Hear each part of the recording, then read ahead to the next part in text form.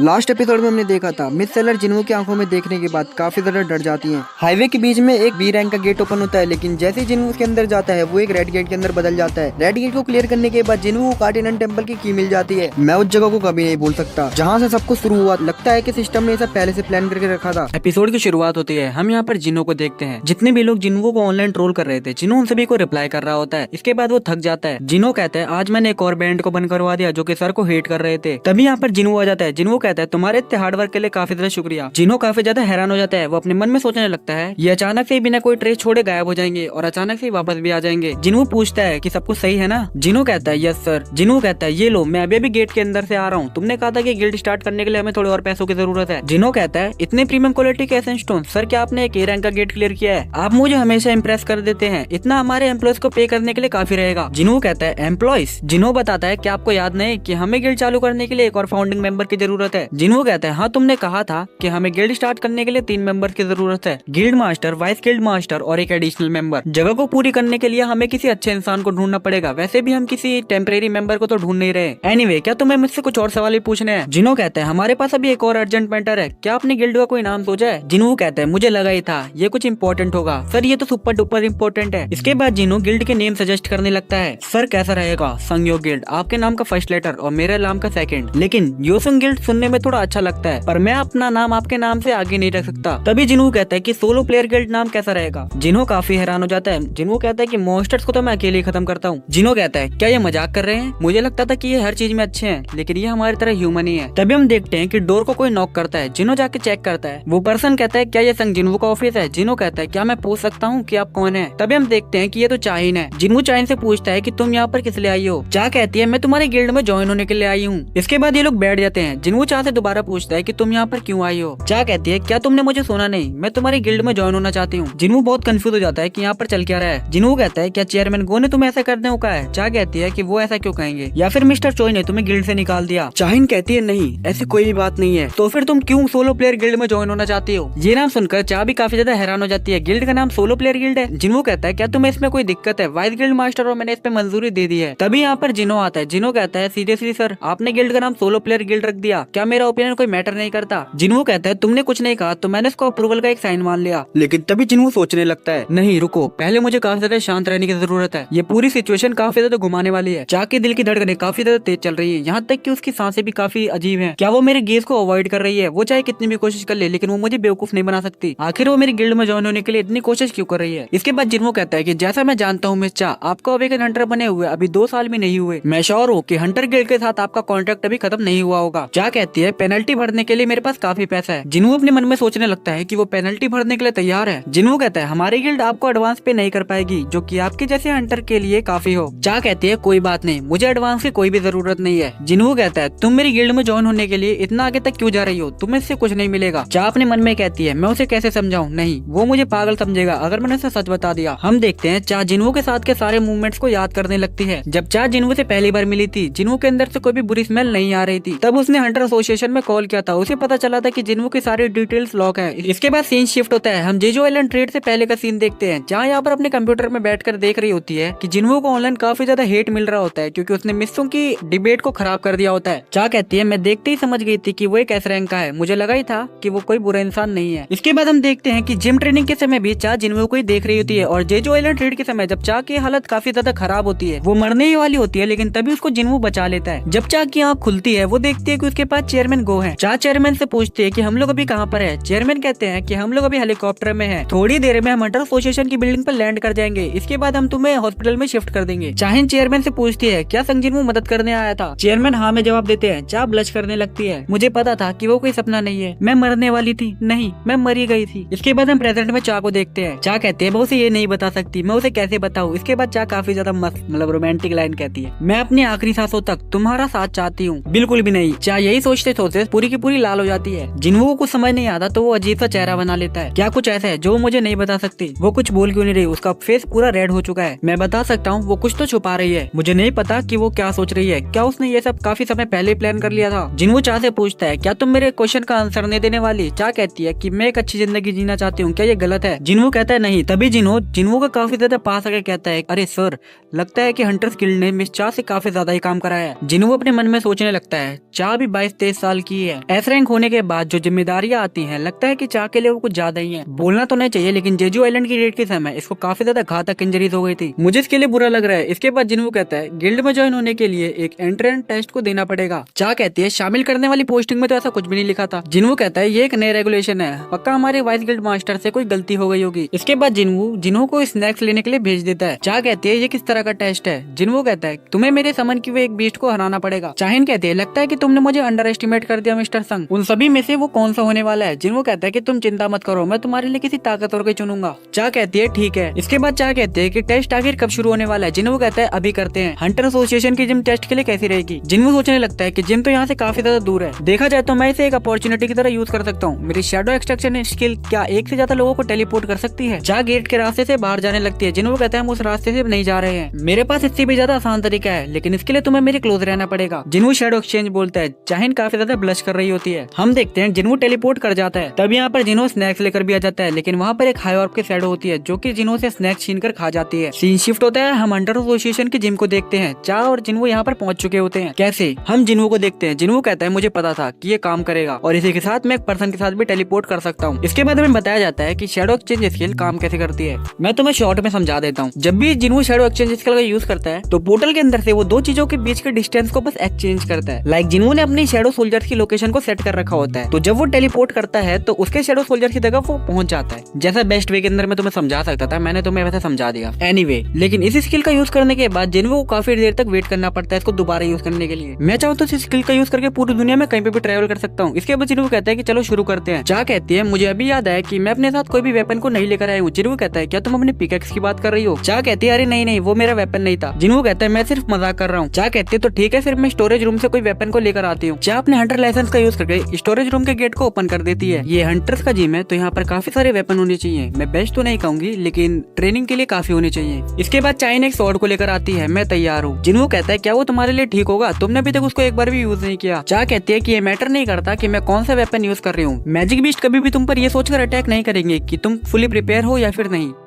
जिनवू कहता है बोल तो ये सही रही है, लेकिन अगर मैंने इसके सामने कोई नॉर्मल सोल्जर्स को समन कर दिया तो ये उसको बुरी तरह हरा देगी। जिनवू इग्रिस को समन करता है। जिनवू कहता है ये मेरे शैडो सोल्जर्स में से सबसे अच्छा तलवारबाज है। चा पूछते विनर कैसे डिसाइड होगा। जिनवू कहता है फाइट जब तक चलेगी जब तक कि तुम समन के बीस्ट को हराने देती या फिर सरेंडर नहीं कर देती। जिनवू यहाँ अपने मन में सोच रहा होता है मैंने चाइन को कहा कि मैंने अपने सबसे ताकतवर सोल्जर को समन किया है, लेकिन अगर मैंने अभी उससे ब्यूरो से फाइट कराई तो वो उसके लिए काफी ज्यादा ही ट्रॉमेटिक हो जाएगा, तो फिर हमें स्टार्ट करना चाहिए। नहीं रुको, उसको इस बात की परवाह नहीं कि कौन सा वेपन यूज हो रहा है। जिनवू चाइन को कहता है क्या तुम कुछ सेकंड के लिए पीछे घूम सकती हो। चा कहती है ठीक है। इसके बाद हम देखते हैं जिनवू इग्रिस को बारान के स्वॉर्ड दे देता है। इसके बाद जिनवू कहता है चलो अब शुरू करते हैं। हम देखते हैं इग्रिस फाइट करने के लिए तैयार हो जाता है। इग्रिस स्वॉर्ड से एक स्लैश करता है जिससे कि वहाँ पर काफी ज्यादा तबाही हो जाती है, लेकिन चा उस अटैक को काफी इजीली डॉज कर लेती है। हम यहाँ पर जिनवू को देखते हैं। जिनवू कहता है जैसा कि मुझे लगा था कि वो काफी ज्यादा फास्ट है, एक नॉर्मल इंसान मारा जाएगा अगर इग्रिस ने उसके सामने ये स्वॉर्ड को चला दिया। हम देखते हैं चा इग्रिस को बराबरी की टक्कर दे रही होती है, लेकिन तभी सीन शिफ्ट होता है। हम हंटर एसोसिएशन में चेयरमैन को देखते हैं। ये नोटिस कर लेते हैं कि जिम में कोई तो है। चेयरमैन कहते हैं जहाँ तक मुझे पता है आज जिम में कोई नहीं आने वाला था। चेयरमैन को सिक्योरिटी गार्ड को फोन करते हैं और कहते हैं कि जितने भी जिम में कैमरास हैं उन सभी को उनके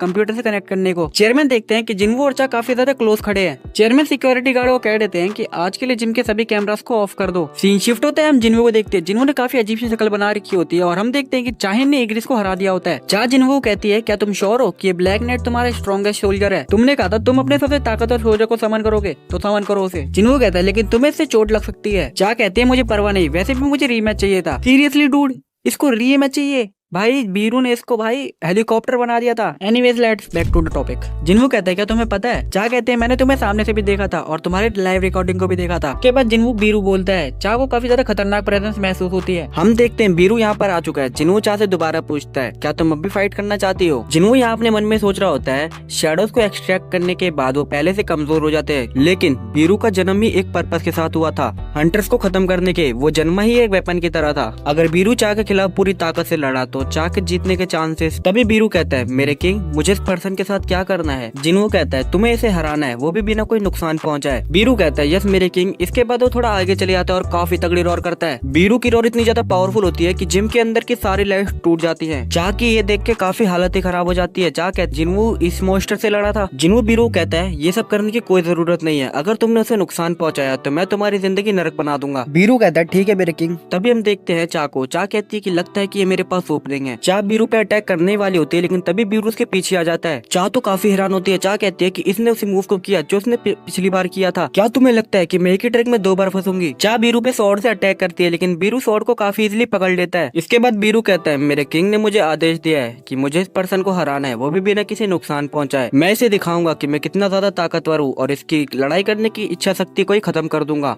ये काफी सिंपल टास्क है। हम देखते हैं चा बीरू के ऊपर अपने शॉट्स के काफी सारे अटैक कर रही होती है, लेकिन बीरू अपने पैरों को बिना हिलाए उन सभी अटैक को डॉज कर लेता है। इसे देख के चा भी काफी ज्यादा हैरान हो जाती है, लेकिन तभी बीरू उसके मुंह के सामने आता है और एक काफी तगड़ी रोर करता है। चा पूरी कांप जाती है और थोड़ा पीछे हट जाती है। इसके बाद हम जिन्हू को देखते हैं। जिन्हू कहता है कि लगता है हमें लड़ाई का आउटकम पता चल गया है, क्या तुम अब सेटिस्फाइड हो? चा कहती है नहीं, मैं अभी भी थोड़ा लड़ सकती हूँ। जिन्हू अपने मन में सोच रहा होता है कि पता नहीं वो क्या सोच रही है। मुझे नहीं लगता कि वो इतनी ज्यादा बेवकूफ है कि ताकत का इतना बड़ा डिफरेंस होने के बाद भी वो फाइट करे। बीरू मेरे बाकी शैडो सोल्जर से काफी ज्यादा अलग है। भले ही वो बात कर सकता है, लेकिन उसका दिल अभी भी एक किलिंग मशीन की तरह है। यहाँ तक कि अभी भी मैं बता सकता हूँ कि वो अपनी मारने की शक्ति को दबा रहा है, लेकिन चा के पास उसके खुद के रीजंस है। मैं यही होप करूंगा कि वो कोई गलत डिसीजन ना ले रही हो। बीरू चा को बोलता है कि तुम्हारी हिम्मत कैसे हुई? ये एक इंटेलेक्चुअल वार्निंग थी। इसकी एक छोटी सी झलक ही सारे जिंदा जीव को ये बता सकती है कि उनका शिकारी कौन है और शिकार कौन है। एक शिकार अपने शिकारी के सामने कहीं मंजूर नहीं किया जाएगा। इसके बाद बीरू चा पर अटैक कर देता है। चा उस अटैक को डॉज कर लेती है, लेकिन अब हमें साफ साफ पता चल रहा है कि बीरू के इंटेंशन क्या है। चा अपनी स्किल शॉर्ट डांस को एक्टिवेट करती है। इसके बाद चा बीरू पे अटैक कर देती है। बीरू इस स्वॉर्ड को काफी इजीली तोड़ देता है। चा कहती है मेरे पास इनफ माना नहीं है, लेकिन मैं इस स्किल का यूज एक बार कर सकती हूँ। Skill sword of light. हम देखते हैं कि चा की टूटी हुई तलवार के साथ एक लाइट की तलवार आ गई है। चा अपनी स्वॉर्ड बीरू के अंदर घुसा देती है, लेकिन तभी हम देखते हैं कि जिन्हू को कुछ फील होता है। हमें बताया जाता है एक छोटे समय के लिए ही सही, लेकिन बीरू के दिमाग में एक कमांड आती है, जो कमांड उसको क्वीन ने उसके बर्थ के समय पर दी थी। तुम्हें कोई नहीं खत्म कर सकता,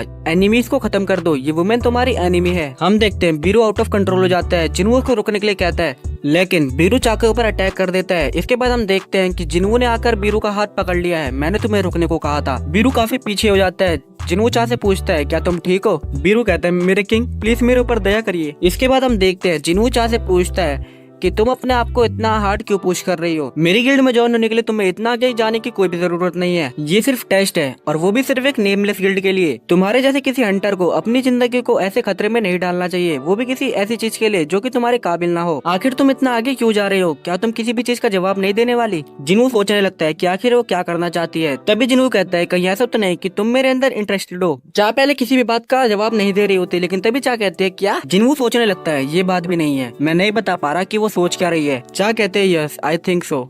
इसके बाद सीन शिफ्ट होता है। हम फेडरल ब्यूरो ऑफ फंडर्स की बिल्डिंग को देखते हैं। माइकल और मिस सेलर यहाँ पर डायरेक्टर के पास आ रखे होते हैं। माइकल यहाँ पर डायरेक्टर से माफी मांग रहा होता है। डायरेक्टर कहता है मैंने तुम्हें यहाँ पर माफी मांगने के लिए नहीं बुलाया है, मुझे सिर्फ ये बताओ कि क्या हुआ। इसके बाद माइकल बताता है अगर मिस सेलर के ऑब्जर्वेशन से देखा जाए तो संग जिन्हू किंग्स में से एक है। डायरेक्टर शॉक हो जाता है। मिस सेलर तो क्या आप ये कहना चाहती है कि संग जिन्हू एक नेशनल लेवल हंटर के बराबर है? मिस सेलर कहती है मैं समझा सकती हूँ। सभी अवेकन बींग्स एक जगह से अपनी पावर्स को लेते हैं जिसे अदर साइड कहते हैं, और उसके बीच में 2 पार्टीज होती है जिसको कि मैं सेंस करती हूँ। देखा जाए तो अदर साइड से आने वाला फोर्स काफी ज्यादा इंटेंस और ताकतवर होता है, जिस वजह से कुछ अवेकन अचानक से अपीयर होते हैं जिनके अंदर एक चमकीली लाइट होती है। ऐसे लोगों को मैं यूजुअली किंग बोलती हूँ, लेकिन उसके केस में मैंने कोई भी कनेक्शन नहीं देखा। जब मैंने उसकी आंखों में देखा, उसके अंदर की डार्कनेस मुझे देख रही थी। वो अपने आप में डार्कनेस है। हम देखते हैं मिस सेलर की हालत अभी भी ठीक नहीं है, वो अभी भी कांप रही होती है। डायरेक्टर कहते हैं डार्कनेस से क्या तुम्हारा मतलब है कि तुम संग जिन्हू को एक इविल इंसान बोलने की कोशिश कर रही हो? मिस सेलर कहती है मैं ये नहीं बोलना चाहती कि वो गुड है या फिर इविल, मैं सिर्फ ये बता रही हूँ कि उसकी पावर कहाँ से आती है। संग जिन्हू बाकी अवेकन बीइंग्स की तरह अपनी ताकत को किसी और जगह से नहीं लेता, वो अपनी खुद की ताकत यूज करता है, तो लिमिटेशन और कनेक्शन उसके ऊपर अप्लाई नहीं होते। माइकल कहता है इसका मतलब कि संग जिन्हू की पावर की कोई भी लिमिट नहीं है। मिस्टर ब्रेनन मिस सेलर को कहते हैं मिस सेलर आपके काम के लिए बहुत बहुत शुक्रिया, लेकिन अब आप यहाँ से जा सकती हैं। माइकल पूछता है मिस्टर ब्रेनन अब हम कहाँ जाने वाले हैं? मिस्टर ब्रेनन कहते हैं बेसमेंट लेवल 24 में तुम मेरे साथ आओगे। अगर उसको शामिल करने के लिए हम मिस सेलर की एबिलिटीज का यूज नहीं कर सकते तो हमें कोई और तरीका ढूंढना पड़ेगा। क्या तुम्हें याद है माइकल जब पहला एस रैंक का गेट ओपन हुआ था? माइकल बोलता है मैं उस दिन को कैसे भूल सकता हूँ जब आज तक का सबसे खतरनाक डंजन ब्रेक हुआ था। उसने एंटायर वेस्ट कोस्ट एरिया को एक ही पल में खत्म कर दिया था। अमेरिका ने दुनिया से सबसे काबिल हंटर को जमा किया। ऑफ कोर्स वो लोग फ्री में तो आएंगे नहीं, तो अमेरिका ने उन लोगों को एक काफी बड़ा रिवॉर्ड दिया, और जो 5 उसमें सर्वाइव कर पाए उनको नेशनल लेवल हंटर का टाइटल दे दिया गया। उन 5 में से हर कोई एक नेशन के बराबर है। और इसके बाद से जन्म हुआ था नेशनल लेवल हंटर के टाइटल का। कामिश एक ऐसा ड्रैगन जो कि अपनी खतरनाक फ्लेम्स की वजह से जाना जाता था। वो सिर्फ ऐसा अकेला मैजिक बीस्ट था जिसने 100 से भी ज्यादा एस रैंक हंटर्स को एक ही पल में खत्म कर दिया था। इसके बाद हम देखते हैं ये लोग बेसमेंट लेवल 24 में पहुंच चुके होते हैं। मिस्टर ब्रेनन कहते हैं, क्या तुम मेरा भरोसा करोगे अगर मैं तुम्हें बताऊं कि सिल्वर लिगनिंग एक दुखद घटना थी। माइकल कहता है, क्या आप उस बारे में बात कर रहे हैं? और ये लोग गेट ओपन करके अंदर आ जाते हैं। मिस्टर ब्रेनन कहते हैं, अब तुम अपनी आंखों से देखो, ये रूइन स्टोन कामिश की हड्डियों से मिला था। कामिश की रेड को हुए अभी 8 साल से भी ज्यादा बीत चुके हैं, लेकिन अभी तक कोई भी मेज क्लास का नेशनल लेवल हंटर नहीं आया। ये रूइन स्टोन इस बेसमेंट में अपने सही मालिक के आने का इंतजार कर रहा है और इसके बाद कामिश एक बार फिर से इस कंट्री को एक काफी ज्यादा वैल्यूएबल गिफ्ट देगा। इसके बाद सीन शिफ्ट होता है, हमें यहाँ पर जिन्वो के अपार्टमेंट को दिखाया जाता है। जिन्वो यहाँ पर अपने आप को मिरर में देख रहा होता है।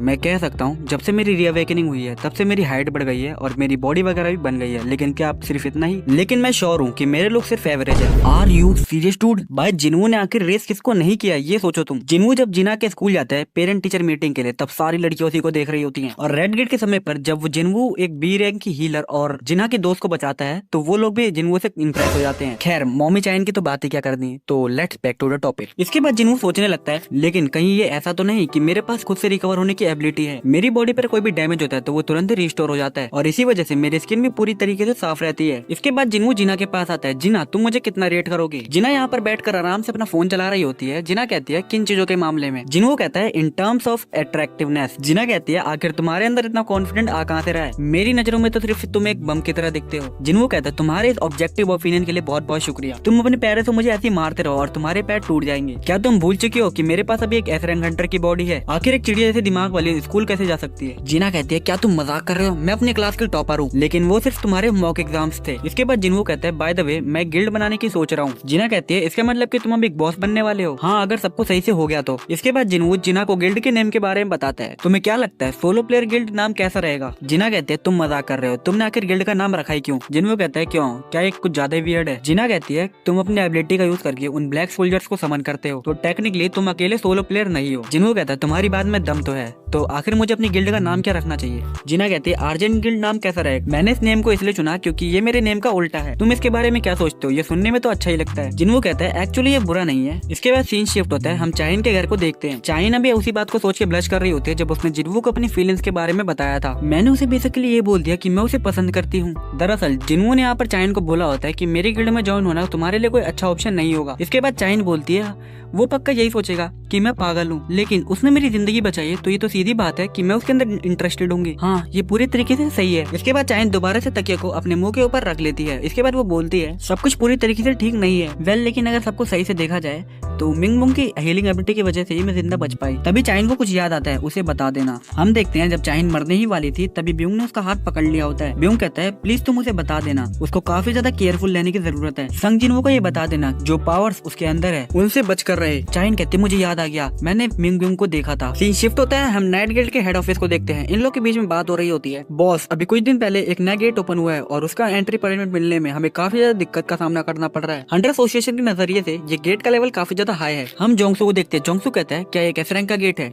वाइस कहता है, नहीं, लेकिन उन्होंने कहा कि एक टॉप टियर का ए रैंक गेट है। जोंगसू कहता है, ये तो सरदर्द है, अगर हम वहाँ पर केयरफुल नहीं रहे तो हम मारे जाएंगे। वाइस कहता है, अगर ये एक एस रैंक का गेट होता तो हम इसको जाने देते। क्या हमारा वहाँ जाना जरूरी है? हमारे पास अभी एक ए रैंक के गेट के लिए भी एक स्ट्राइक स्क्वाड की मैन पावर नहीं है, लेकिन हम कंट्री के 5 मेजर गिल्ड में से एक हैं। अगर हमने इस गेट को क्लियर नहीं किया तो लोग हमारे बारे में बात करना शुरू कर देंगे कि हम गेट को क्लियर करने में फेल हो गए। इसके बाद जोंगसू कहता है, असली प्रॉब्लम तो ये है कि ज्यादातर लोगों को ये लगता है कि ABC जितनी भी रैंक्स हैं वो सभी सेम होती हैं। वाइस कहता है, अगर ऐसे चलता रहा फेम गिल्ड के लोग इस अपॉर्चुनिटी को अपने हाथ से जाने नहीं देंगे। जोंगसू थोड़ा गुस्से वाला चेहरा बना के बोलता है, क्या तुम ये कह रहे हो कि हम माँ डोंगसू को उस गेट के अंदर जाने दें जो कि हमारे सामने वाले बैकयार्ड में खुला है? मैं तो सिर्फ आपको बता रहा था बॉस। जोंगसू अपने मन में सोच रहा होता है, हमारे पास सिर्फ अभी एक एस रैंक हंटर की कमी है। तभी इनके पास इनका एक एजेंट आता है। कैसा रहेगा अगर हम एक गिल्ड के साथ समझौता कर ले? जोंगसू कहता है, क्या तुम्हें लगता है कि कोई गिल्ड हमारे साथ समझौता करने के लिए तैयार होगी? हमें दिखाया जाता है ये जो एजेंट है ये एक लड़की है और इसका नाम जोंग येरिम है। ये एक ए रैंक की हीलर है। येरिम बोलती है, कैसा रहेगा कि एक गिल्ड की जगह हम एक इंडिविजुअल को चुने? जोंगसू कहता है कि ये एक top tier A rank gate है, आखिर एक सिंगल हंटर कैसे इतना डिफरेंस क्रिएट करेगा? येरिम कहती है, आप जानते हैं कि मैं किसके बारे में बात कर रही हूँ? जोंगसू कहते हैं, हाँ, तुम संग जिन्वो के बारे में बात कर रही हो। जोंगसू कहता है, एक गिल्ड के साथ समझौता करना हमारी गिल्ड को एक बुरा नाम दे सकता है, लेकिन पब्लिक हमें एक्नॉलेज करेगी अगर हमने जिन्हों के साथ फोर्सेस ज्वाइन करी। और इसी के साथ हमारे पास डंजन क्लियर करने का एक अच्छा चांस भी है। जोंगसू पूछता है जिन्हों आजकल क्या कर रहा है। इसका वाइज बताता है हाईवे के बीच में भी एक बी रैंक का गेट ओपन हुआ था तो उसने उसको क्लियर कर दिया और इसके बावजूद भी वो अपनी प्रोफाइल को लो रख रहा है। क्या आप उसका नंबर लेना चाहेंगे? जोंगसू कहता है तुम ऐसे बेवकूफ वाली बातों को मत करो, इंपॉर्टेंट मैटर्स को फोन पर हैंडल नहीं किया जाता, हम उसके ऑफिस पर जाएंगे। इसके बाद सीन शिफ्ट होता है, हम जिन्हों को देखते हैं। तुम मार्चिन गिल्ड के बारे में क्या सोचते हो? जिन्हों कहता है सर ये काफी ज्यादा अच्छा नाम है, हमें इसे अपनी गिल्ड का ऑफिशियल नाम बना लेना चाहिए। जिन्हों अपने मन में अंदर सोच रहा होता है सोलो प्लेयर गिल्ड नाम को छोड़ के कोई भी नाम चलेगा। इसके बाद जिन्हों कहता है अब हमने अपनी गिल्ड का नाम भी सोच लिया है तो अब हमें सिर्फ अपने थर्ड लास्ट फाउंडिंग मेंबर की जरूरत है। जिन्हों से पूछता है कि मिस चा के साथ उस दिन क्या हुआ। जिन्हों कहता है मुझे नहीं लगता कि मिस चा हमारी गिल्ड के लिए फिट है, वो उस तरह की नहीं है जिस तरह की मेंबर को मैं ढूंढ रहा हूँ। जिन्हों तो काफी हैरान होकर अपने मन में सोचने लगता है वो एक एस रैंक की है, ऊपर से वो यंग है और यहाँ तक कि उसके परफॉर्मेंस रिकॉर्ड भी काफी ज्यादा अच्छे हैं। आखिर मिस चा से ज्यादा अच्छा कैंडिडेट हो कौन सकता है? इसके बाद जिन्हों से पूछता है सर एग्जैक्टली आप किस तरह के इंसान को ढूंढ रहे हो? जिन्हों कहता है कोई ऐसा जिसके पास हंटर लाइसेंस हो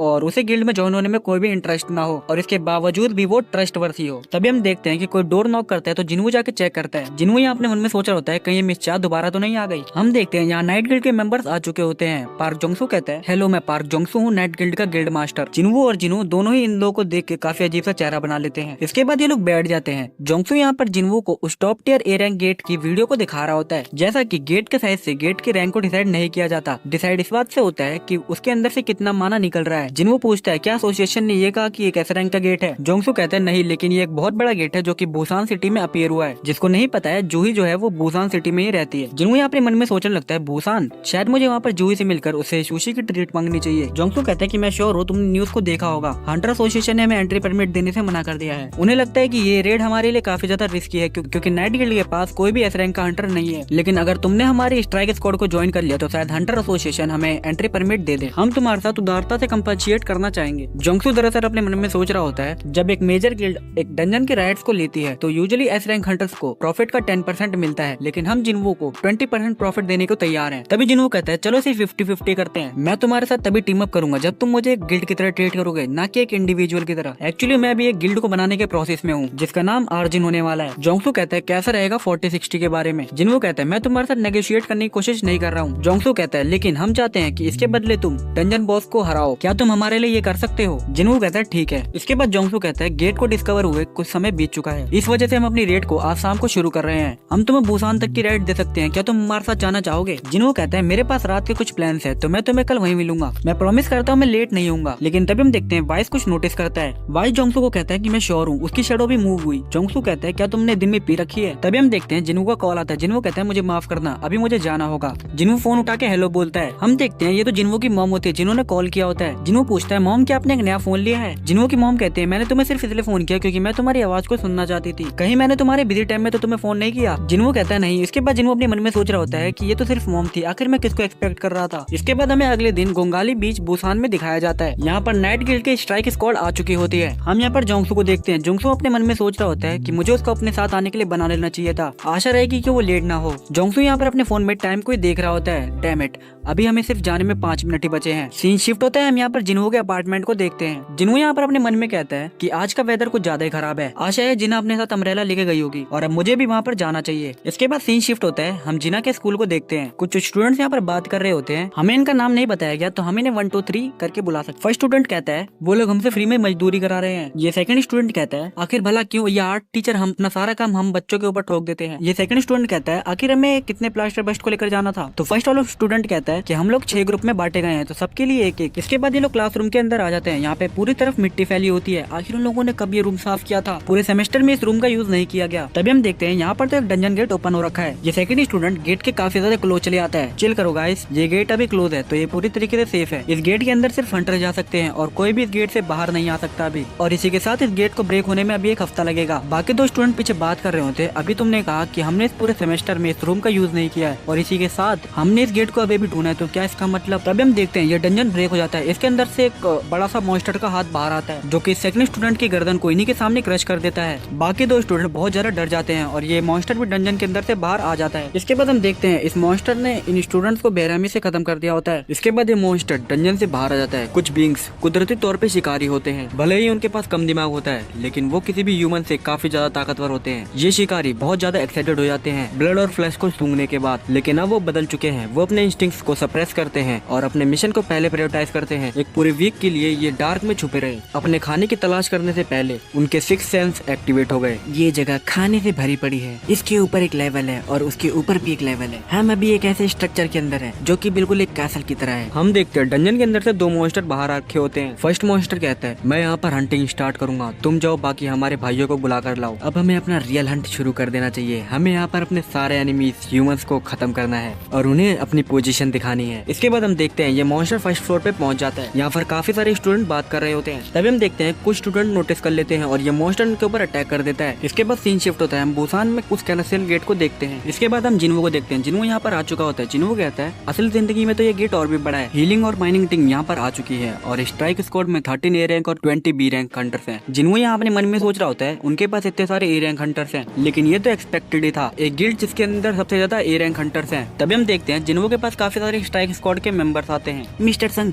जेजू आइलैंड की रेड के समय तो आपने कमाल ही कर दिया। आखिर आप उन डार्क स्कूलर को कहने समन करते हैं, क्या उन्हें समन बीस्ट करना सही है? आप आज की रेड को लीड करने वाले हैं, मैंने सही कहा ना? जिन्वो जोंगसू से कहता है तुमने इन्हें अभी तक नहीं बताया। जोंगसू कहता है मैं भी इन्हें बता देता हूँ, मैं पार्क जोंगसू आज की रेड को लीड करने वाला हूँ। जितने भी हंटर सभी आए होते हैं स्ट्राइक स्क्वाड के वो सभी डिसअपॉइंट हो जाते हैं। ये लड़की कहती है आप सर दोबारा से, लेकिन अभी हमारे पास मिस्टर संग है। जोंगसू कहता है मिस्टर संग हमारे पीछे रहेंगे और वो हमारी सेफ्टी का ध्यान रखेंगे। तभी एक ए रैंक का हंटर बोलता है क्या हमें सही में किसी की जरूरत है जो हमें प्रोटेक्ट करे? मिस्टर संग क्या एलाइट स्क्वाड के मेंबर्स आपको इतने कमजोर लगते हैं? गाइस क्या मेरी बात में दम नहीं है? जोंगसू जिन्वो कहता है हमारे हंटर थोड़े से अजीब है ना, उन्होंने जो भी अभी कहा वो शायद से अभी सीमा से बाहर था, लेकिन चीजें अभी यहाँ पर ऐसी ही हैं। जिन्वो कहता है इसका सिर्फ यही मतलब है कि वो कॉन्फिडेंट है। इसके बाद जोंगसू सभी को कहता है कि अब जाने का समय हो गया है। ये लोग डंजन के अंदर चले आते हैं। इसके बाद सीन शिफ्ट होता है। हमें हंटर एसोसिएशन को दिखाया जाता है। यहाँ पर हमें एक एजेंट को देखते हैं जो कि बोलती है हेलो, आपने हंटर एसोसिएशन की इमरजेंसी कॉल लाइन पे फोन लगाया है, आखिर मैं आपकी कैसे मदद कर सकती हूँ? कॉल पे जो स्टूडेंट होती है वो कांप रही होती है। हम लोग अभी स्कूल में हैं, यहाँ बाहर मॉन्स्टर्स हैं। एजेंट कहती है बाहर क्या वहाँ पे एक डंजन ब्रेक हुआ है? एजेंट पूछती है आखिर तुम किस जगह से कॉल कर रही हो? मैं बाथरूम में छुपी हुई हूँ, मैं अपने दोस्त के साथ थी लेकिन अब मेरा दोस्त मर चुका है। एजेंट पूछती है वहाँ पर आखिर कितने मॉन्स्टर हैं, क्या वो तुम्हारे पास हैं? वो लड़की काफी ज्यादा डर चुकी होती है। मैं नहीं जानती, मैंने सिर्फ काफी ज्यादा आवाजें सुनी चिल्लाने की, क्या मैं अब मरने वाली हूँ? एजेंट उसे कहती है कि तुम शांत हो जाओ और मेरी बात सुनो, हंटर्स कुछ देर में वहाँ पहुँच जाएंगे, हम तुम सबको बचा लेंगे, अभी तुम्हें सिर्फ शांत रहने की जरूरत है। स्टूडेंट कहती है सच में?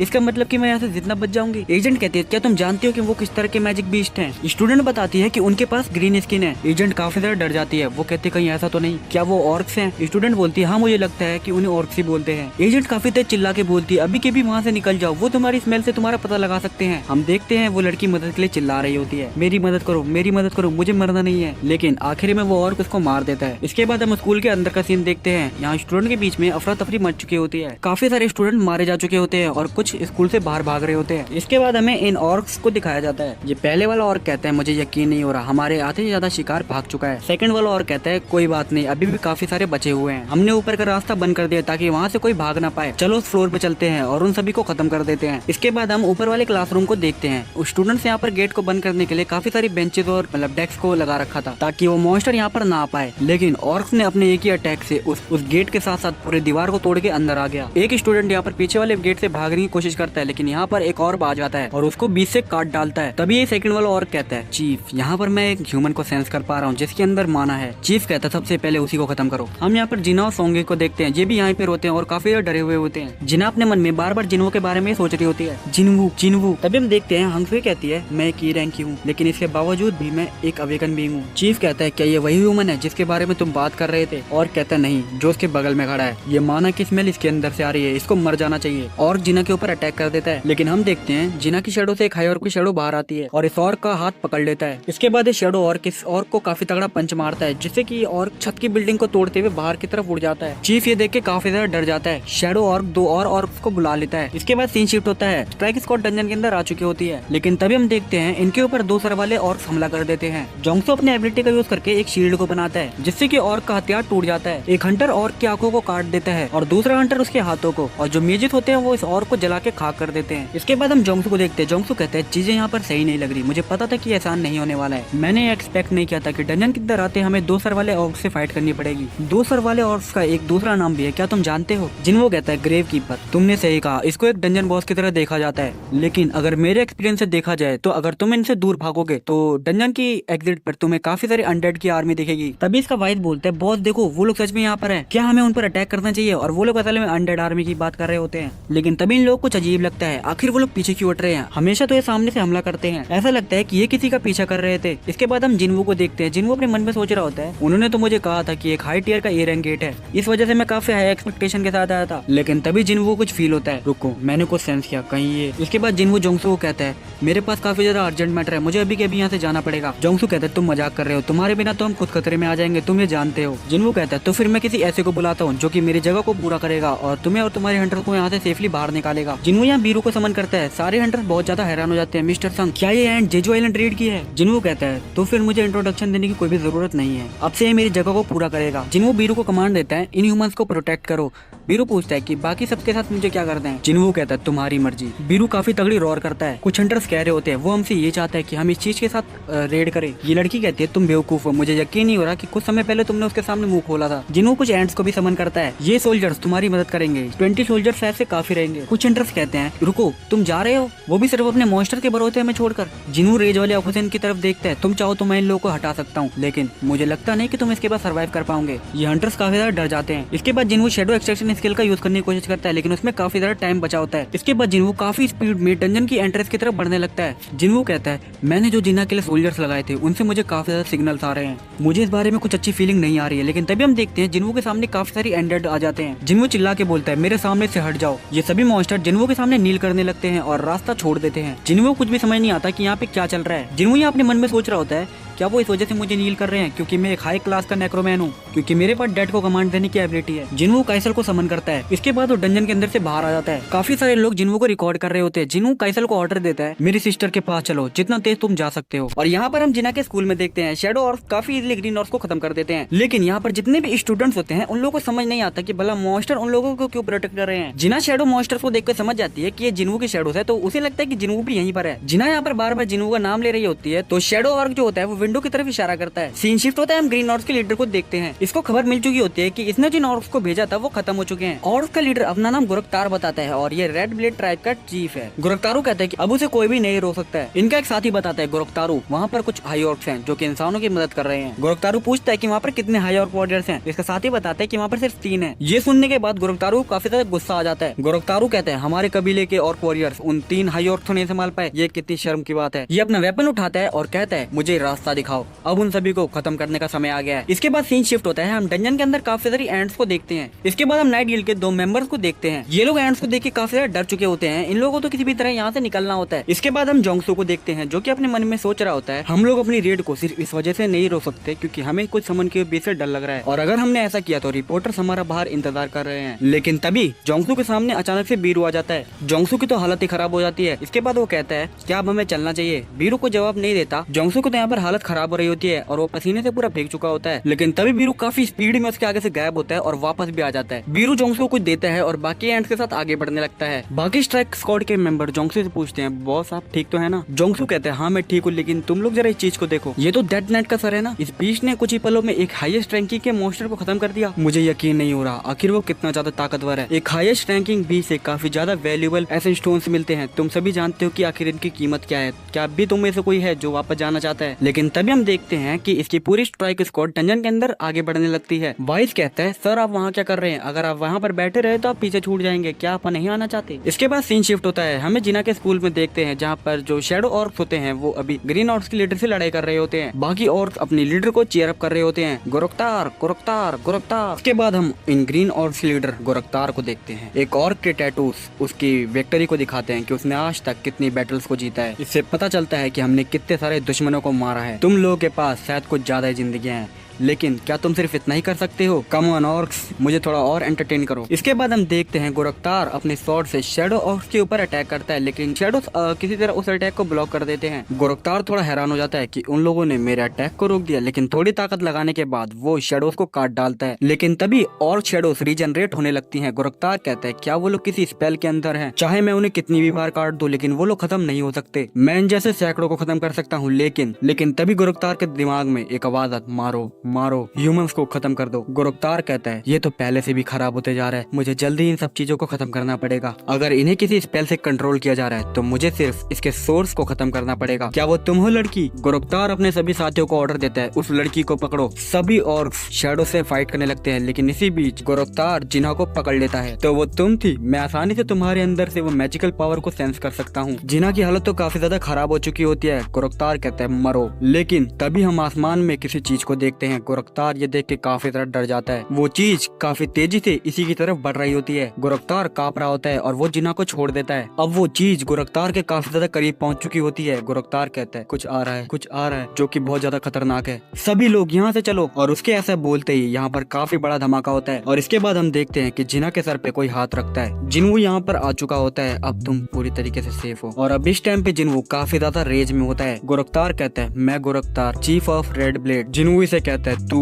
वहीं पर चुपचाप खड़ा रह। इसके बाद हम देखते हैं जिन्हू जिन्हा को गले से लगा लेता है। मुझे माफ करना कि मैं लेट हो गया, लेकिन अब तुम पूरी तरीके से सेफ हो। जिन्हू बाकी स्टूडेंट से ही पूछता है क्या तुम सभी ठीक हो, लेकिन तभी जिन्हू नोटिस करता है कि जिन्हा के फेस पे एक काफी बड़ा मार्क है। जिन्हू रेज में आ जाता है और ईग्रिस को समन करता है। ईग्रिस मेरे लिए जिन्हा का ख्याल रखना और बाकी सभी शैडो सोल्जर्स स्टूडेंट्स को नीचे लेकर जाओ। सभी स्टूडेंट्स काइसल पे बैठकर नीचे उतर रहे होते हैं। इसके बाद हम देखते हैं गुरुक्तार को। तो ये इमॉर्टल हाई ऑक सोल्जर्स तुम्हारे थे, आखिर तुम कौन हो और तुम हमारी लैंग्वेज कैसे जानते हो? लेकिन जिन्हू यहाँ पर बात करने के मूड में नहीं है। गुरुक्तार कहता है लगता है कि तुम मेरे किसी भी सवाल का जवाब नहीं देने वाले, सभी लोग हमला करो। सभी ग्रीन और जिन्हू के ऊपर अटैक कर देते हैं, लेकिन जिन्हू कमांडर टच का यूज करके इन सभी को एक ही पल में खत्म कर देता है। गुरुक्तार ये देख के काफी ज्यादा डर जाता है। आखिर तुमने ये कैसे किया? जिन्हू कमांडर टच का यूज करके एक काफी बड़े हैंड को बनाता है, बिल्कुल उसी तरह गुरुक्तार को पकड़ता है जैसे कि उसने जिन्हा को पकड़ा था। इसके बाद जिन्हू गुरुक्तार को दीवार में दे मारता है। जिन्हू देखता है इन मॉन्स्टर ने काफी सारे स्टूडेंट्स को खत्म कर दिया होता है। जिन्हू कहता है आखिर क्यों तुम लोग इंसानों को मारना चाहते हो? गुरुक्तार कहते हैं हमारे दिमाग में एक ऐसी आवाज आती है जो कि हमें ह्यूमंस को खत्म करने को बोलती है। जिन्हू कहता है क्या वो आवाज तुम्हें मुझे मारने को कहती है? गुरुक्तार जिन्हू से बार बार माफी मांग रहा होता है, प्लीज मुझे माफ कर दो,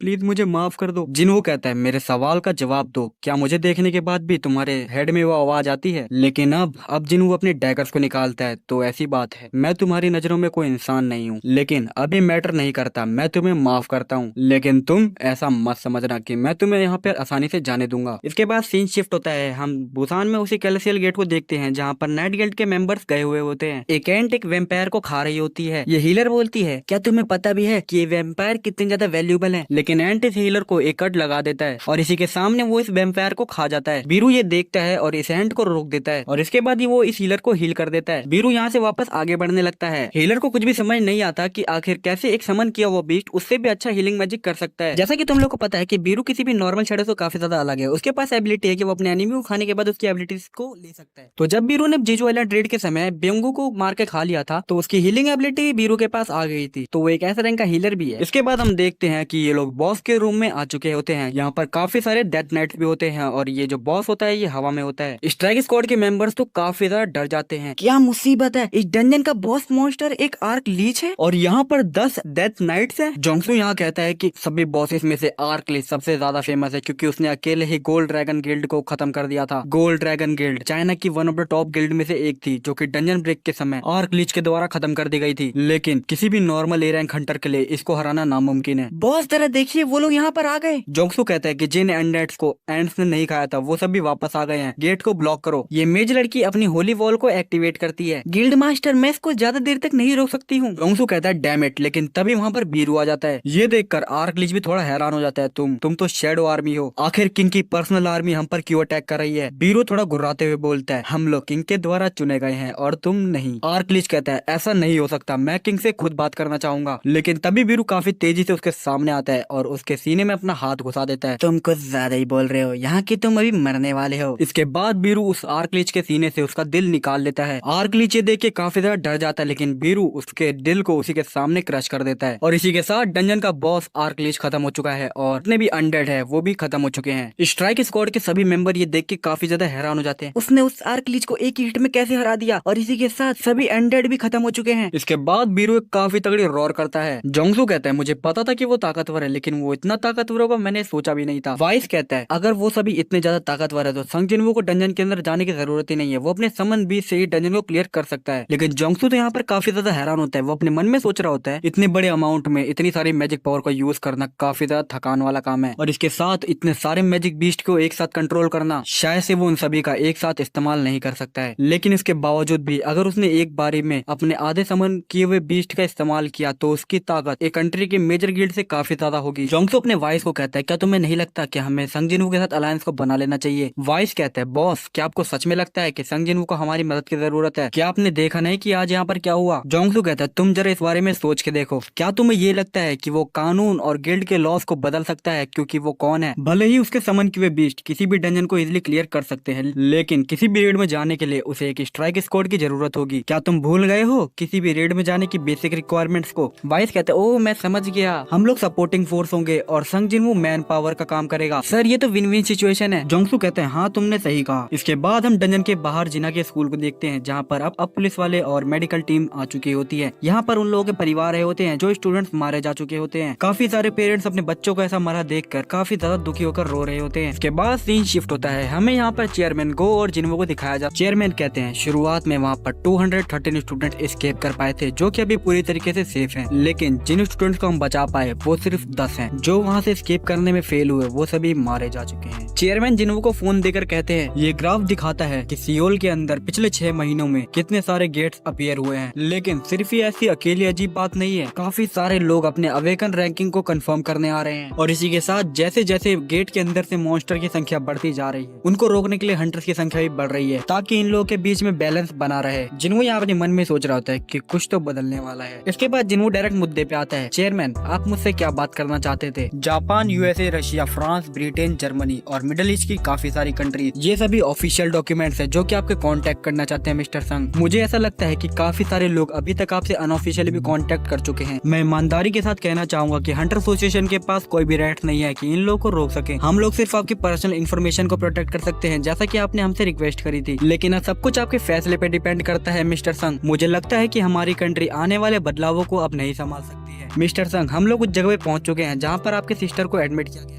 हंटर संग जिनवू, हम आपके लिए वो सब करेंगे जो कि हमारी पावर से संभव है, तो आप प्लीज साउथ कोरिया में ही रहना। चेयरमैन को अभी यहाँ पर काफी ज्यादा परेशान होते हैं। ऑफिशियली हमारे पास 10 एस रैंक हंटर्स है, इंक्लूडिंग यू संग जिनवू। हम लोगों ने अभी तक अपने 3 एस रैंक हंटर्स को गवा दिया है। 2 हंटर्स बैटल के अंदर मारे गए और 1 अमेरिका के द्वारा चुरा लिया। हंटर एसोसिएशन अब इस बात का खतरा नहीं उठा सकते क्या एक और एस रैंक का हंटर कोरिया को छोड़कर चला जाए? हंटर संग प्लीज आप हमें बताना अगर आपको किसी भी चीज की जरूरत हो। जिनवू कहता है, अगर ऐसी बात है तो क्या आप मुझे हाई रैंकिंग गेट्स के अंदर अकेले जाने की परमिशन देते हैं इन फ्यूचर? चेयरमैन ये सुनने के बाद थोड़ा हैरान हो जाते हैं, तो तुम मुझसे ये चाहते हो कि मैं हेड काउंट रूल को तुम्हारे लिए संभाल लूं? जिनवू कहते हैं, हाँ आपने बिल्कुल सही कहा। चेयरमैन कहते हैं, हेड काउंट रूल हंटर की सेफ्टी को देखते हुए बनाया गया। इस रूल को इस वजह से बनाया गया था कि डंजन के अंदर ज्यादा हंटर्स की जान ना जाए। तुम मुझसे ये चाहते हो कि मैं तुम्हारे लिए इस रूल को हटा दूं। लेकिन तभी चेयरमैन थोड़ा हैरान होते हैं और वो कहते हैं, कहीं यही वजह तो नहीं कि तुमने अपनी गिल्ड को बनाया? जिनवू कहता है, क्या आपके लिए काफी ज्यादा डिफिकल्ट है इस रिक्वेस्ट को पूरा करना? चेयरमैन कहते हैं, एक 1 मैन आर्मी मेरे लिए ऐसा करना इम्पॉसिबल तो नहीं है, तुम इसे मेरे ऊपर छोड़ दो। इसके बाद सीन शिफ्ट होता है, हम यहाँ पर एक सेलिब्रिटी को देखते हैं जिसका की फोन रिंग कर रहा होता है। डायरेक्टर कहता है कि तुमने आज काफी अच्छा काम किया। हम देखते हैं ये तो जिनो होता है जिसने की सेलिब्रिटी को फोन किया होता है। हेलो नोना, क्या तुम हमारे गिल्ड को ज्वाइन करना चाहोगी? अगर तुम ऐसा करती हो तो तुम इस ट्रैप से बच सकती हो। तुम हमारे फादर की गिल्ड को भी छोड़ सकती हो जिसके लिए तुम्हें एक्टिंग करनी पड़ती है। क्या ये अच्छा नहीं होगा अगर तुम उस गिल्ड को छोड़ दो और हमारे गिल्ड में आ जाओ और जो मर्जी तुम्हारे वो करो? नोना कहते, गिल्ड? अचानक से तुम अभी किस बारे में बात कर रहे हो? ही, लेकिन क्या तुम जानती हो कि जिन हुई अभी कोरिया में वापस आ रही है? तुम मुझसे उस गिल्ड में ज्वाइन होने के लिए कह रहे हो जो कि अभी तक बनी भी नहीं है। जिनो, क्या तुम श्योर हो? कहीं किसी शेडी पर्सन ने तुम्हें बेवकूफ तो नहीं बना दिया? जिनो हंसते हुए कहता है कि तुम शॉक हो जाओगी अगर तुम्हें पता चलेगा कि वो शेडी पर्सन कौन है। आखिर वो कौन हो सकता है? इसके बाद हम आर्जन गिल्ड के ऑफिस को देखते हैं। जिनवू कहता है, क्या ये वही थर्ड पर्सन है जिसके बारे में तुम बात कर रहे थे? जिनो कहता है, ये सो ह्यूंग है जो कि मेरी कजन है। सो ह्यूंग जिनवू को देख के काफी ज्यादा हैरान हो जाती है, वाओ मैं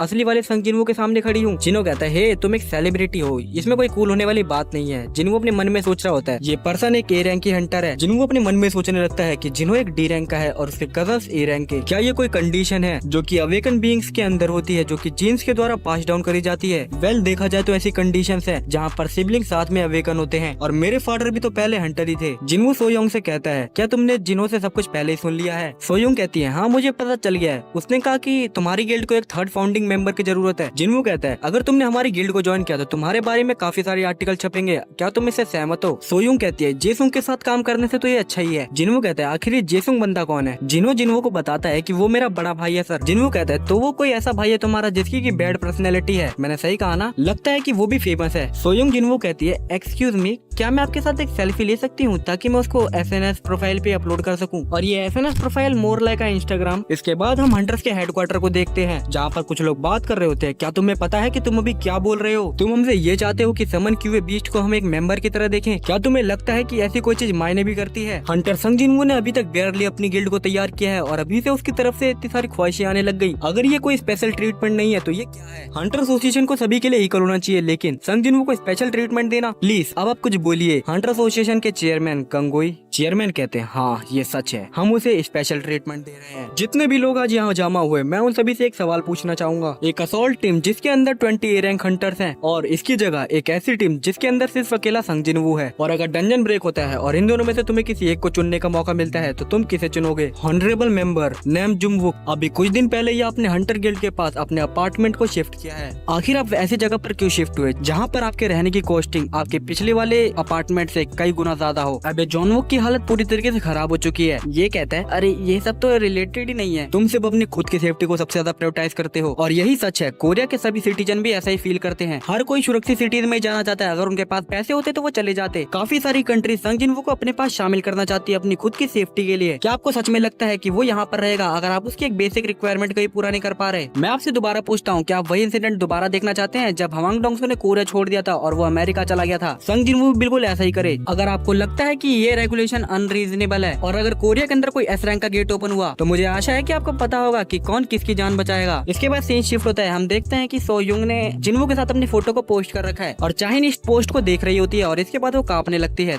समझ रहे हो? इसका मतलब कि चाहिन जेलस फील कर रही है। तो इससे पता चलता है कि जिनवू के लिए चाहिन के मन में कैसी फीलिंग। एपिसोड की शुरुआत होती है, हम देखते हैं जिनवू यहाँ पर जिनो के साथ एक डंजन को क्लियर करने के लिए आ रखा है। जिनो कहता है, सर ये गेट तो काफी ज्यादा बड़ा है, ये तो एक मैसिव गेट है। लेकिन जिनवू अपने मन में सोच रहा होता है, अगर इसने गोंगाली बीच वाले गेट को देख लिया होता तब तो ये बेहोशी हो जाता है। चलो अब हम अंदर चलते हैं। काफी सारे न्यूज रिपोर्टर जिनवू से सवाल जवाब पूछ रहे होते हैं। सर ये आर्जन गिल्ड की पहली रेड है, आप इसके बारे में क्या सोचते हैं? आखिर आपने अपनी गिल्ड का नाम आर्जन क्यों रखा? लेकिन तभी यहाँ पर जिनचोल आ जाता है। जिनवू कहता है, मिस्टर वो मुझे लगा था कि हंटर एसोसिएशन मेरी पर्सनल इन्फॉर्मेशन को प्राइवेट रखेगी, उस बात का क्या हुआ? जिनचोल बताता है कि हम लोग सिर्फ आपकी पर्सनल इन्फॉर्मेशन को प्राइवेट रख सकते हैं, लेकिन हम लोग पब्लिक को ये जानने से नहीं रोक सकते कि गेट्स कहाँ पर अपीयर हो रहे हैं। और हाँ, आपको इस बात को लेकर केयरफुल रहना चाहिए कि इंटरनेट पे क्या पोस्ट हो रहा है। जिनवू कहता है, ठीक है मैं इन बातों का ध्यान रखूंगा। जिनवू अपने काफी सारे शैडो सोल्जर्स को समन करता है। जिनो कहता है, सर क्या आपको नहीं लगता कि हमें हीलिंग और माइनिंग टीम को बुला लेना चाहिए? मुझे नहीं लगता कि मैं ये सब अकेले संभाल पाऊंगा। जिनवू कहता है, तुम्हें इस बारे में सोचने की कोई भी जरूरत नहीं है, शैडो सोल्जर सारा काम करेंगे। लेकिन तभी जिनचुल अपने मानामीटर से इन शैडो सोल्जर्स की रैंक को चेक करने लगता है। जिनचुल देखता है कि सभी शैडो सोल्जर्स की रैंक बी रैंक के हंटर के बराबर है। क्या बात है, इस तरह की स्क्वाड तो एक ए रैंक के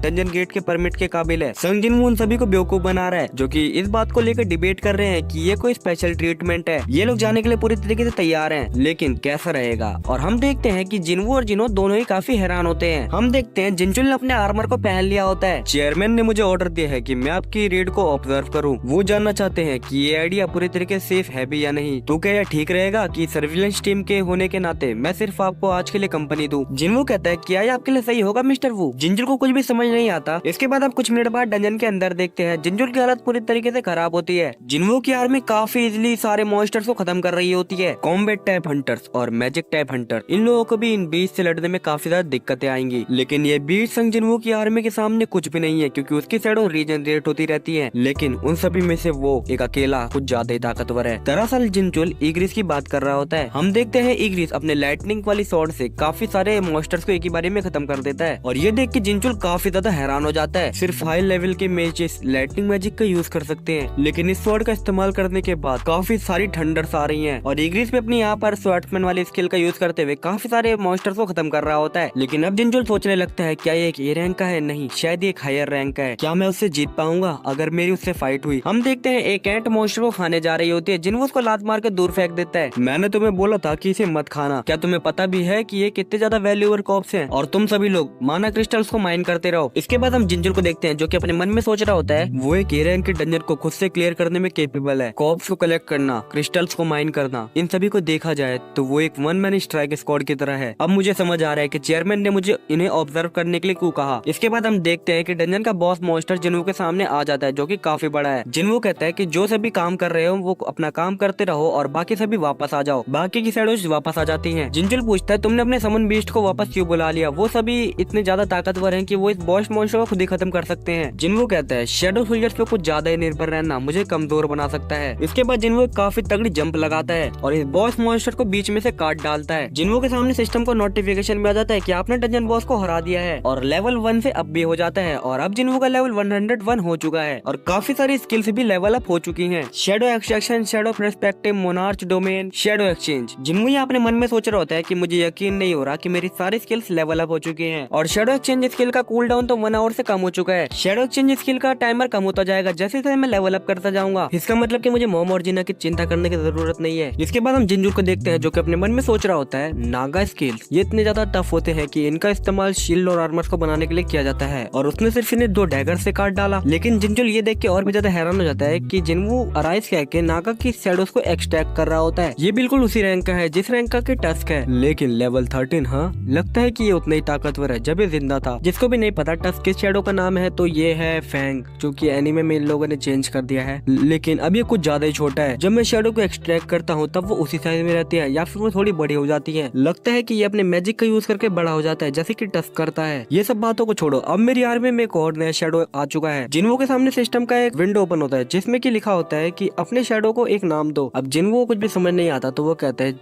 जिमा, तुम्हारा नाम आज से जिमा है। और हम देखते हैं जिनो को जो कि सोच रहा होता है वाओ, इन्होंने तो एक और ताकतवर बीस्ट को अपने समन मॉन्स्टर में बदल दिया, ये काफी ज्यादा इनक्रेडिबल है। लेकिन तभी जिनो नोटिस करता है ये डंजन ब्रेक होने लगता है। जिनो कहता है अब हमें यहाँ से निकलना चाहिए। जिनो कहते हैं चलो ठीक है, लेकिन हम इस कॉर्प को बाहर कैसे लेके जाएंगे। इसके बाद हम डंजन के बाहर का सीन देखते हैं। सारे रिपोर्टर्स काफी ज्यादा हैरान होते हैं। टस्क यहाँ पर उस मॉन्स्टर को उठा के लेकर आ रहा होता है। रिपोर्टर्स के बीच में बात हो रही होती है, भागो यहाँ से, ये तो एक मॉन्स्टर है। नहीं रुको, ये तो कोई समन बीस्ट लगता है। अरे हाँ, ये तो जिन्वो का समन बीस्ट है। तुम्हारा मतलब कि उसने अभी एक एरियन के डंजन को क्लियर भी कर दिया। रिपोर्टर्स टस्क की फोटो खींच रहे होते हैं तो टस्क इनकी तरफ एक स्माइल पास कर देता है। जिनो कहता है अब तो यहाँ पर पहले से भी ज्यादा रिपोर्टर्स हैं। जिनो कहता है तुमने ठीक कहा। हम देखते हैं जिंजुल की हालत तो कुछ ज्यादा ही खराब हो रखी होती है। जिनो कहता है कि मैं इस बात से ज्यादा हैरान हूँ कि सभी लोग हमारी फर्स्ट एड में इतना ज्यादा इंटरेस्ट दिखा रहे हैं और जिंजुल ये सभी बातें चेयरमैन गो को बता रहा होता है। चेयरमैन कहते तुमने इतने सालों में काफी डिफरेंट रेट्स को देखा है, लेकिन तुम्हारी रिपोर्ट को सुनने के बाद अब मुझे समझ आ रहा है तुम्हारे जैसे किसी हंटर को भी ये रेट कुछ ज्यादा ही आगे की लगी। जिंजुल कहता है कि जो मैंने वहाँ देखा वो कोई रेड नहीं थी, वो एक मैस्कर था। चेयरमैन कहते हैं ऑलराइट मिस्टर, वो अब तुम्हें थोड़ा रेस्ट कर लेना चाहिए। जिंजुल यहाँ से चला जाता है। चेयरमैन यहाँ के बाद सोचने लगते हैं संग जिनवू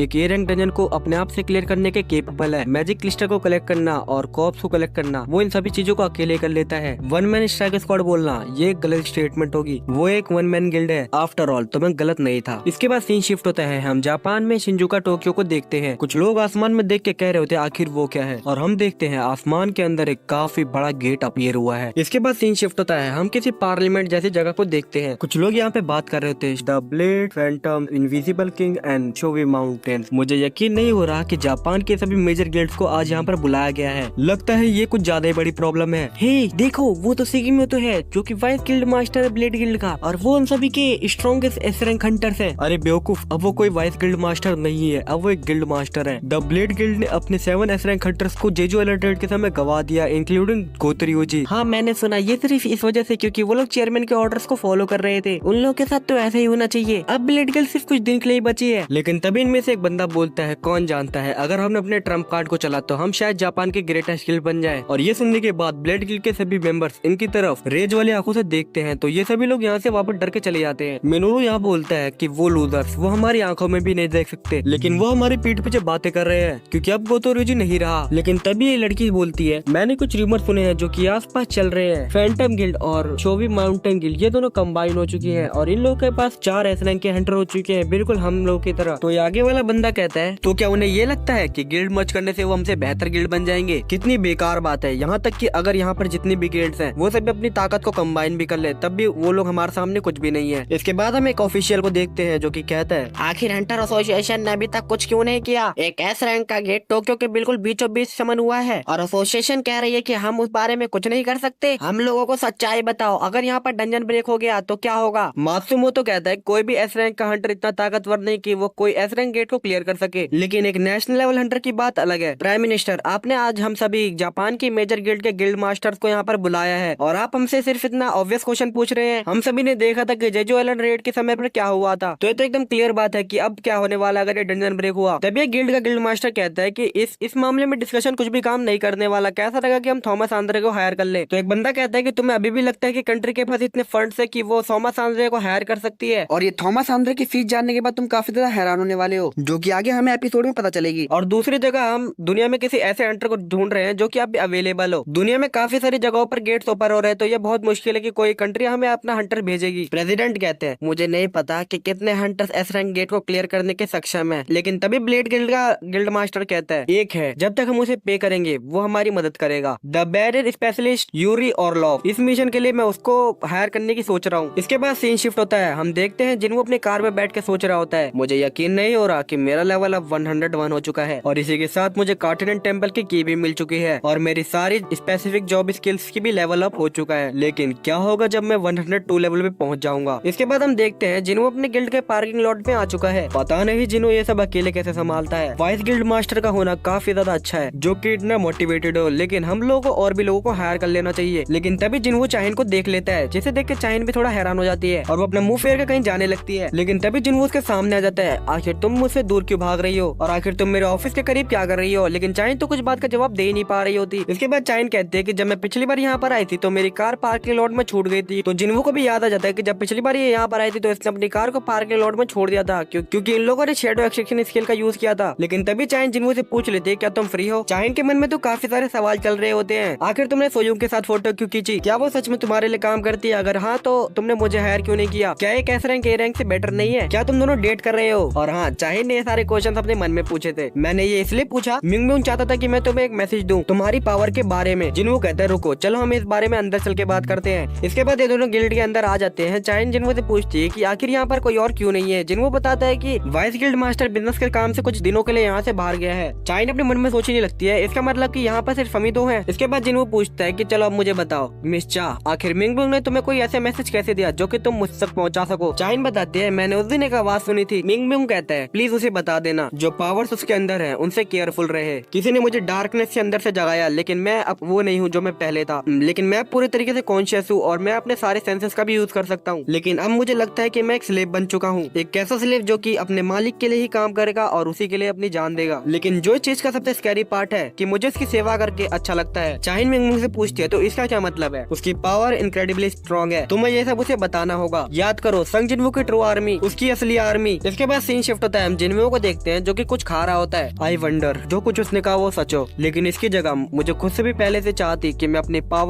पावर के सोर्स को पता लगाऊं। इस पॉइंट पे सबसे ज्यादा स्ट्रॉन्गेस्ट हंटर बनने से ये ज्यादा इंपॉर्टेंट है। इसके बाद हम जिनो को देखते हैं। जिनो कहता है सर मुझे उन दिनों की याद आ गई जब आप सी रैंक डंजन को क्लियर किया करते थे। जिनो कहता है कम से कम खाते समय तो मत बोलो। जिनो कहता है कि आपके शैडो सोल्जर्स खुद से काम कर सकते हैं, तो कैसा रहेगा हम अपने बिजनेस पे वापस चले और इनको इनका काम करने दे। जिनो कहता है कि मैं ऐसा नहीं कर सकता, कोई ये नहीं बता सकता अगर मैं इन लोगों को नहीं देख रहा तो ये क्या करेंगे। लेकिन जिनो अपने मन में सोच रहा होता है कि अगर मैं इन लोगों से दूर रहा तो मुझे कम एक्सपीरियंस पॉइंट्स मिलेंगे। इसके बाद जिनो पूछता है कि बाय द वे सर आपकी सिस्टर अब कैसी है? उसने बहुत कुछ देखा है। जिनो कहता है डॉक्टर ने कहा है कि उसको रेस्ट करने की जरूरत है। मेरा सबसे ज्यादा ट्रस्टवर्दी शैडो उसकी देखभाल कर रहा है, लेकिन कैसा रहेगा कि मुझे एक बार चेक कर लेना चाहिए। जिनो अपने शैडो पर्सपेक्टिव स्किल का यूज करता है। इस स्किल से जिनो अपने शैडोज के विजन को देख सकता है। जिनो बीरू के विजन को देखता है। बीरू यहाँ पर कोई तो शो देख रहा होता है। जिनो कहता है जिना तो सो रही है। तो अब मुझे समझ आया कि बीरू इतना फनी क्यों बात करने लग गया है, क्या वो कोई ड्रामा देख रहा है। इसके बाद जिनो अपनी मॉम के विजन को चेक करता है जो कि अभी शॉपिंग कर रही होती है। बेक्यूनो चोजोंग भी अपना मतलब वही फाइट कर रहे होते हैं रोज की तरह। इसके बाद हम देखते हैं एक शावर को, यहाँ पर चाहिन नहा रही होती है। जिनो देखने के बाद काफी ज्यादा शर्मा जाता है और वो कहता है नहीं। जिनो पूछता है सर क्या कोई बात है? जिनो अपने मन में सोचने लगता है मुझे उससे माफी मांगनी चाहिए या फिर उसके लिए डिनर बाय कर देना चाहिए। जिनो कहता है बाय द वे सर क्या आपने न्यूज को देखा? शिंजुकू में एक एस रैंक का गेट ओपन हुआ है और अगर उसे 3 दिन के अंदर क्लियर नहीं किया गया तो वो डंजन ब्रेक हो जाएगा। मैंने सुना है कि जापान काफी सारे हंटर को कांटेक्ट कर रहा है, क्या उन्होंने आपको भी कांटेक्ट किया? जिनो अपने मन में सोचने लगता है क्या उसे इतना समय हो गया फोन हुए। जिनो कहता है मेरे पास कॉल तो आया था लेकिन मैं वहाँ पर नहीं जा सकता क्योंकि मेरे पास और भी काम है जिन्हें मुझे अटेंड करना है। इसके बाद हम देखते हैं जिन्हो कॉन्टिनेंट टेम्पल की की को निकालता है, एक इन्विटेशन खुद सिस्टम की तरफ से। पता नहीं किस तरह का आंसर मुझे वहाँ पर मिलेगा। आखिर तुम असल में कौन हो? क्या तुम्हें नहीं लगता कि अब समय हो चुका है कि तुम मुझे सब कुछ बता दो। वेल अब कोई बात नहीं, अब सिर्फ एक ही दिन बचा है तो मुझे सच्चाई का पता चल ही जाएगा। जिन्हों कहता है अगर तुमने खाना खा लिया तो अब हमें यहाँ से चलना चाहिए, हमें कुछ काम करने हैं। इसके बाद सीन शिफ्ट होता है, हम एक बड़े से मेंशन को देखते हैं। हम एक आदमी को देखते हैं जो कि कहता है मैं हूँ यूरी ऑरलॉफ। तुम शायद जानते ही होगे कि इस दुनिया में लोग मुझे बेस्ट सपोर्ट टाइप हंटर के नाम से जानते हैं और ये भी एक एस रैंक का हंटर है। मेरे पास चांस था ब्लेड गिल्ड की भेजी हुई फाइल देखने का और मैं ये कहना चाहूंगा कि तुमने काफी अच्छा काम किया सारे सिटीजन को वहाँ से हटाकर, लेकिन देखने पर तो ऐसा लगता है तुम्हारे पास कुछ ज्यादा मैन पावर कम है। और ये भी सच बात है कि जापान सिर्फ इस मिशन में एस रैंक हंटर्स को भेज सकता है। ये सामने वाला बंदा कहता है तुमने सही कहा, सभी गिल्ड के एक एस रैंक हंटर पीछे रह के सभी ए रैंक गेट्स को संभालेंगे जो कि जापान में ओपन होंगे। ये सेम हमारे साथ भी होने वाला है। हमारी गिल्ड से सिर्फ 3 ही मेंबर पार्टिसिपेट करेंगे और एक एस रैंक का हंटर पीछे रहेगा। यूरी कहता है कि नहीं नहीं, तुम्हें ये सब नहीं करना चाहिए, आखिर तुम इस प्लान के साथ अपनी कंट्री को प्रोटेक्ट करने का सोच भी कैसे सकते हो। और यूरी यहाँ पर ड्रिंक कर रहा होता है। मुझे इस काम को करने के लिए 3.6 बिलियन चाहिए होंगे, इसका मतलब कि 10 मिलियन वो भी सिर्फ एक दिन के अंदर। मुझे हायर कर लो और तुम जितना दिन चाहो उतने दिन उस गेट को ब्लॉक कराओ। तो एक गेट का बंदा कहता है वेट रुको, 10 मिलियन वो भी सिर्फ एक दिन के? यूरी कहता है तुमने बिल्कुल सही कहा, एक साल के 3.6 बिलियन और तुम्हारी कंट्री बच जाएगी। मैं तुमसे 36 ट्रिलियन चार्ज नहीं कर रहा, ये तो उससे काफी ज्यादा कम है जो कि थॉमस आंद्रे चार्ज करता। मिनोरू कनाई से कहता है कनाई क्या तुम्हें थोड़ी भी रशियन आती है? क्या तुम्हें पता चल रहा है कि ये नथेड़ी आखिर क्या कह रहा है? कनाई कहती है मैं श्योर नहीं हूँ लेकिन ये कुछ अच्छा बात तो नहीं कर रहे हैं। यूरी कहता है तो अब तुम क्या सोचते हो, नेशनल हीरोज बनने का या फिर 10 मिलियन डे के लिए अपनी कंट्री के ऊपर गिव अप करने का? क्या तुम्हें सच में लगता है कि तुम अभी अफोर्ड कर सकती हो? तुम्हें तो मेरे सामने झुककर मेरे पैर को चाटना चाहिए था। ये बंदा कहता है लगता है कि तुम अपनी स्किल को लेकर कुछ ज्यादा कॉन्फिडेंट हो। यूरी कहते हैं ऑफ कोर्स मैं हूँ, मुझे हायर करना तुम्हारे लिए काफी ज्यादा फायदेमंद होगा जितना कि तुम्हारे पीछे जो सोल उदर्स हैं उन्हें हायर करने से अच्छा। तो अब तुम इस बारे में क्या सोचते हो? मिनोरू को भले ही लैंग्वेज समझ नहीं आ रही होती लेकिन उसे बॉडी लैंग्वेज से पता चल जाता है कि वो इसकी इंसल्ट कर रहा है। लेकिन तभी यूरी अपने बैरन मैजिक का यूज करता है और इन लोगों को फ्रीज कर देता है। यूरी कहता है मेरी परमिशन के बिना तुम एक सिंगल इंच भी नहीं हिल सकते, लेकिन तुम चाहो तो हिलने का ट्राई कर सकते हो। मिनोरू तो अपने मन में सोच रहा होता है ये इतना ज्यादा ताकतवर है कि हम लोग की मूवमेंट को रोक सकता है, लेकिन हम लोग तो एक एस रैंक के हैं। यूरी कहता है मैं तुम्हारे लिए एक एस रैंक का गेट को ब्लॉक करूंगा, लेकिन और इसी के बोनस के साथ तुम अपने दोस्तों को ही बचा सकते हो। ये काफी अच्छा ऑफर है कि नहीं? लेकिन गिल्ड का लीडर कहता है कि आपकी एबिलिटी दिखाने के लिए काफी ज्यादा शुक्रिया, लेकिन मैं श्योर नहीं हूँ कि हमारी गवर्नमेंट आपको साइन करेगी या नहीं। लेकिन इसी के साथ वो अपने मन में सोच रहा होता है इस इंसान पे भरोसा करना हमारे जिंदगी और मौत का सवाल हो सकता है। लेकिन इसके बाद ये बोलता है एक्चुअली मैं इस बात को वापस लेना चाहूंगा, क्या मैं यहाँ पर कॉल कर सकता हूँ? जैसा तुम्हें सही लगे। इसके बाद सीन शिफ्ट होता है, हम देखते हैं जिन्वो को जो कि अपनी मॉम को कहता है मॉम मैं अब जा रहा हूँ। जिन्वो की मॉम कहती है जिन्वो मुझे अब तुम्हारी चिंता करने की कोई भी जरूरत नहीं है ना? ऑफ कोर्स मॉम, अब आपको मेरी चिंता करने की जरूरत नहीं है, मेरी सिर्फ आज एक अपॉइंटमेंट है, मैं जल्दी घर वापस आ जाऊंगा। इसके बाद हम देखते हैं जिन्वो कार्टिनेंट टेम्पल की तरफ निकल चुका है और अब कार्टिनेंट टेम्पल को ओपन होने में 36 सेकंड बाकी है। इसी के साथ जिन्वो कार्टिनेंट टेम्पल की की को निकालता है और कहता है अब मुझे पता चलेगा कि कार्टिनेंट टेम्पल कहाँ पर समान होने वाला है। इसके बाद हम देखते हैं जिना के स्कूल को जो कि पूरी तरीके से सीज हो चुका है। यहाँ पर अभी एक और गेट ओपन हो रखा है, लेकिन तभी यहाँ पर जिन्वो आ जाता है। यहाँ पर जो एजेंट होती है वो कहती है सर इस एरिया में आप नहीं आ सकते हैं, ये एक रेस्ट्रिक्टेड एरिया है। लेकिन जिन्वो अपने जैकेट को हटाता है तो ये एजेंट पहचान जाती है कि ये संग जिन्वो है। जिन्वो पूछता है कि इस गेट को समन हुए कितना टाइम हो गया? ये एजेंट बताते हैं कि अभी 3 दिन बीत चुके हैं। और ये सुनने के बाद जिन्वो काफी ज्यादा शॉक हो जाता है। मेरे साथ खेल खेला गया है, सिस्टम ने कहा था कि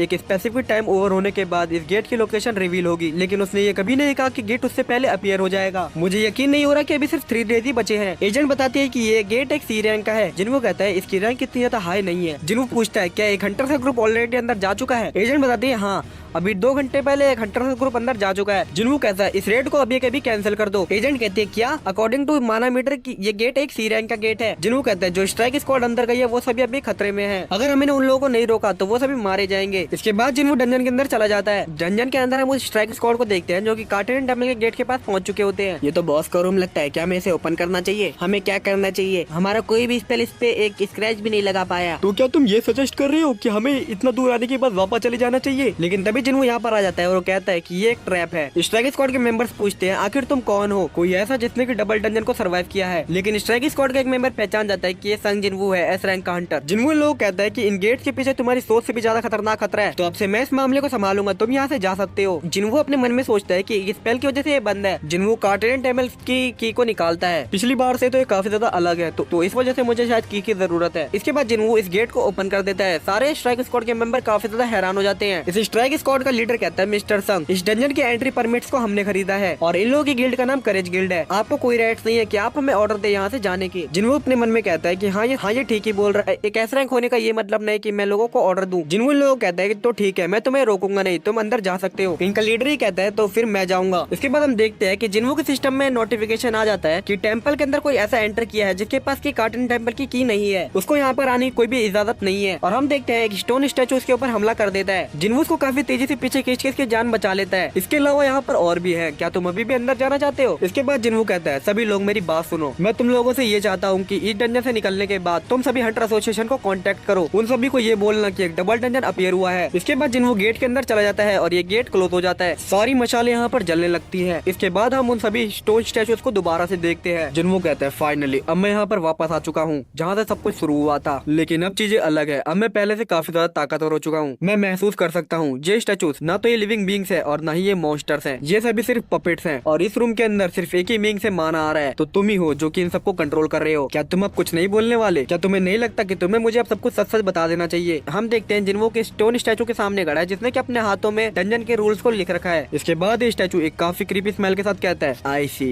तुम इतना दूर तक आ ही गए। तो हाँ यार, आज की वाली वीडियो के लिए सिर्फ इतना ही। आज की वाली वीडियो में तुम्हें कितना मजा आया मुझे कमेंट में जरूर बताना, और क्या मुझे आपसे हर वीडियो को लेंथ को बढ़ाकर रखना चाहिए? तो बस यार आज की वाली वीडियो के लिए सिर्फ इतना ही। मिलता हूँ तो सोलो लेने की एक और नई वीडियो में, तब तक के लिए सायोनारा।